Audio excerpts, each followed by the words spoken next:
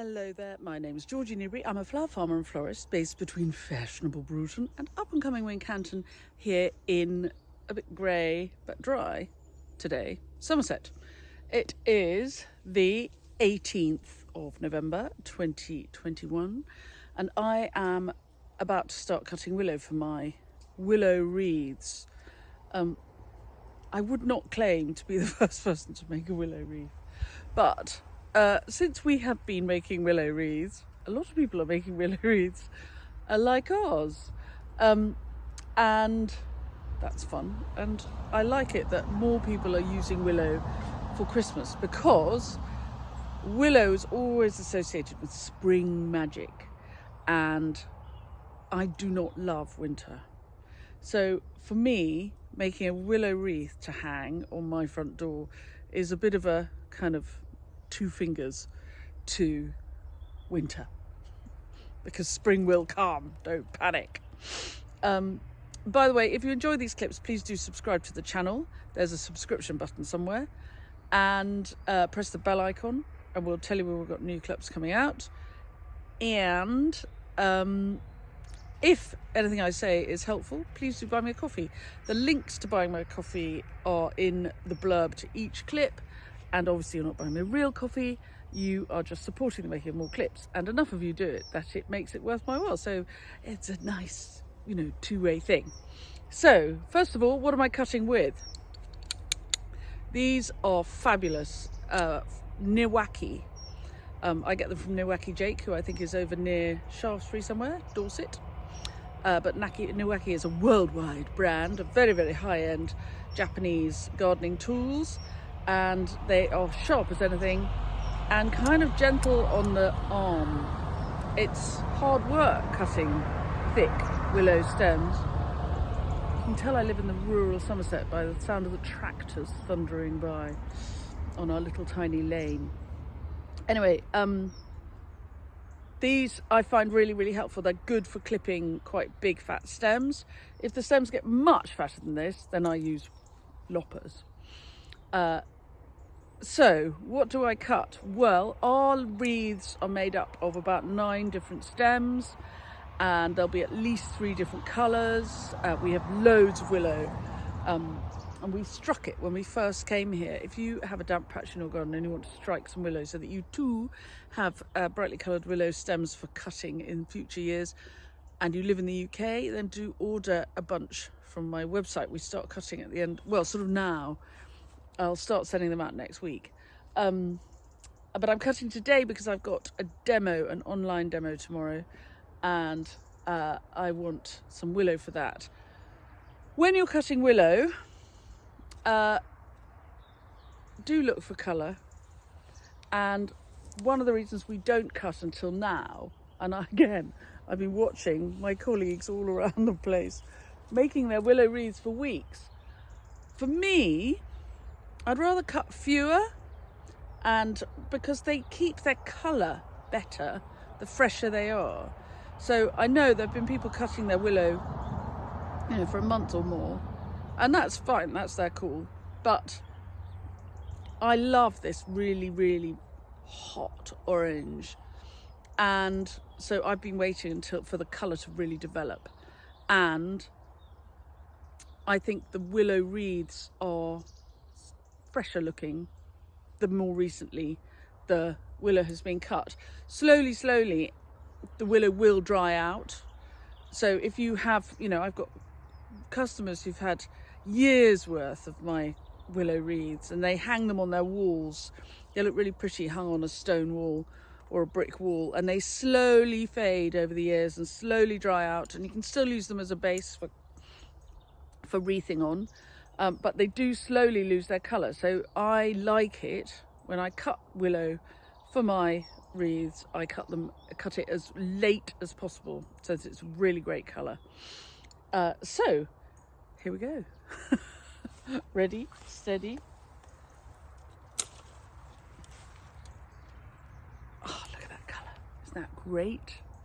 Right, I'll turn you off for a little bit because it's really boring to just watch me cutting, and I'll talk to you again in a minute. So I cut in bundles of 60. This is 60, and because then I know how many I've got. So I'm now going to cut 60 of the green ones and 60 of the black ones, and then they'll have 3 of each into each wreath, and so on and so on. And then I'll need to cut whips so that I can bind them, but I need to go and get these in water so they don't even think about drying out.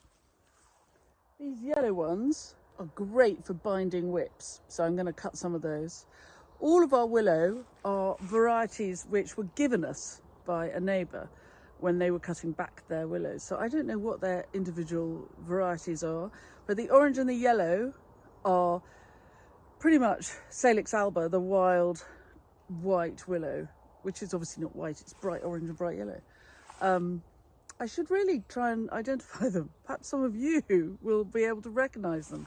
So I'm going to cut some of these lovely yellow ones to be whips. And can you see the bowl where I have cut over the years, where this tree has been, basically it's been pollarded. And you can imagine how that place in the middle fills up with aphids in the winter. It fills up with insects and little beetles and all sorts of people who feed all our small overwintering birds. And the birds who love them most are the wrens, who are pretty much my favourite garden bird because they're little and powerful like me. Anyway, better get on. So these lovely yellow whips are going to be binding whips. So I'm going to hold them all together with that. If you want to come on one of my wreathing workshops, there's the first of them is tomorrow, and the second I think is next Friday. But do book a place. I make wreaths entirely gathered from the garden, all made with twigs and winter foliage, and no wire, no floral foam, 100% biodegradable. And if you're interested in making your own, then do book a place. I have to say, it's, you know, a year since I last worked with willow, and I love the feeling of it on my hands. It's really fantastic. It has a sort of waxy coating to each stem, and working it with your hands weirdly softens your hands. And I mean, it's quite hard work. By the end of this, I have increased my upper body strength considerably, and my hands, you know, I don't make millions of them because it's hard work, but equally I can feel the waxy cuticles softening the skin of my hands. And of course the sap of willow is salic acid, which is what they used originally to make painkiller aspirin with. And in the far off distant past, witches always rode willow brooms, a besom made of willow. And you can imagine that in the far off distant past, people would go to wise women of the woods who would know about painkillers, and which would be why they might be working with willow. There you go. We shouldn't have ducked all those nice women in the duck pond and burned them at the stake. We should have said, can you recommend a painkiller, and we'll all feel much nicer. The next one I'm going to cut is this one with the amazing aubergine. It's just such a lovely aubergine colour, really fantastic colour.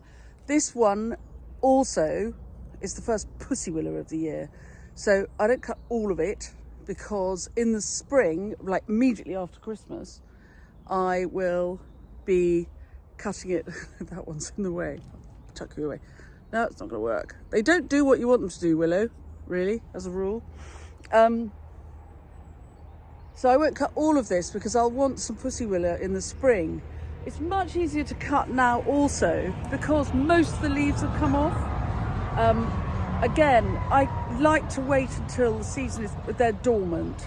So we've had some good frosts. The frosts have knocked the leaves off. We've had some good wind that's taken the rest of the leaves off, and now I'll cut them. They're so important, these trees, for the biodiversity of this garden, and as an environment where, imagine living in that bowl there. I'll show you up close in a minute. That I don't want to kill them. So that's another reason to leave the cutting until a bit later, until now. Look at those, where we've cut them over the years, where the pollards have been made. Those are where the aphids like to live over winter and the wrens like to go foraging. You can imagine what an important resource of invertebrates this could be, and good cover for people to overwinter, but also a great larder for those little hungry birds. And here, can you see the pussies fattening up on the stems? Those green buds, if I put them on a wreath, they will slowly, in the warmth of somebody's front door, they will slowly come out into glistening, silvery pussies that look like little rabbits' bottoms. Rabbits' tails, bunny tails.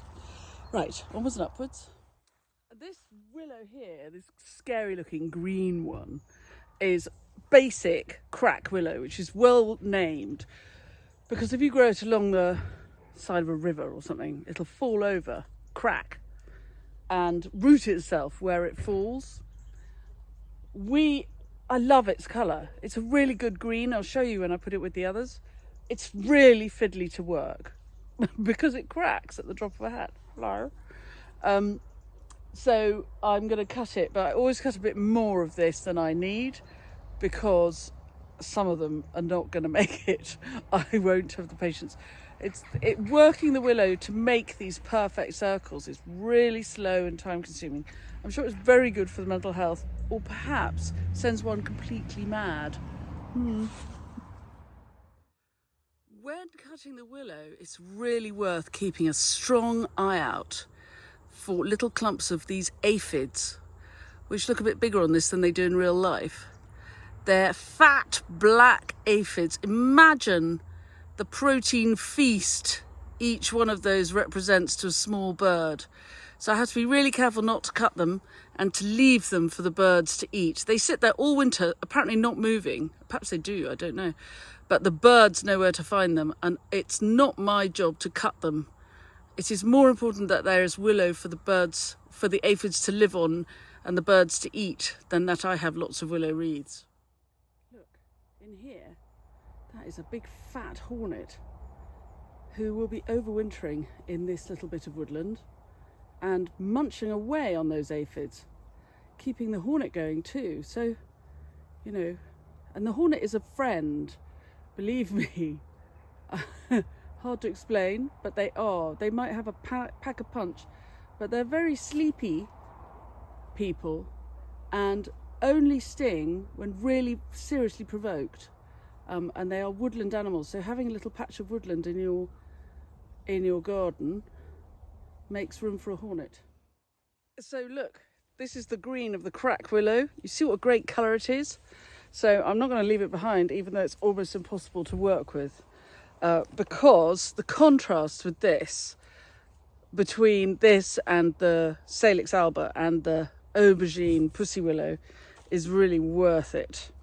So there we are. I've cut enough for 20 wreaths, and I'll show you where I'm putting it all in the short term. So there it all is. I pop it in Granny's water trough with her goldfish, and they sit there while I wreath outside Granny's back door. I don't think she minds. This used to be the tractor shed, and we converted it for Granny a couple of years ago. But the water trough is still there, and it's extremely useful for putting your willow in. Right, I'll make you a wreath and show you what I make with them. And this is what I make with them. These lovely, very solid willow circles, which you can dress for Christmas and hang on your front door, or just have hanging on the wall. I think because willow is so famously full of the magic of spring, I do feel as though making a willow wreath, it's sort of, you're bypassing the winter, or you're telling the winter it's not going to get you down. I don't like winter very much. Other people love it. So this is how I deal with it. Anyway, these You can have them dressed or you can have them undressed. I love them. Look at the colour. See what I mean about keeping the colour until the last minute. And I love it having these sort of, this is like, I always think the shooty bits off to the side are a bit like the Duchess of Cornwall going to a wedding. Her hat. Anyway, if you want to know how to make one of these, come on my Willow wreath workshop, which I can't remember what it is, but look at the website, it's soon, and I'll teach you how to make one of these. You can order the willow online if you live in mainland UK. I can send it to you in bundles, so you can strike it in the ground, grow it, and you'll have lovely coloured willow to cut for years to come. You do need wet ground. It won't work if you strike it in well-drained chalk. And you'll just get trees. And you too can feed your birds with aphids through the winter. Anyway, thanks very much for watching. If you've enjoyed this clip, please do subscribe to the channel. Press the bell icon and we'll tell you when there are new clips coming up. And if you found any of it useful or interesting and would like to contribute to making more clips, then please do buy me a coffee. Obviously, you're not buying me a real coffee. It's just a contribution to making more clips. The link is in the blurb for each of the clips. Thanks very much for coming, and I will see you soon. Bye.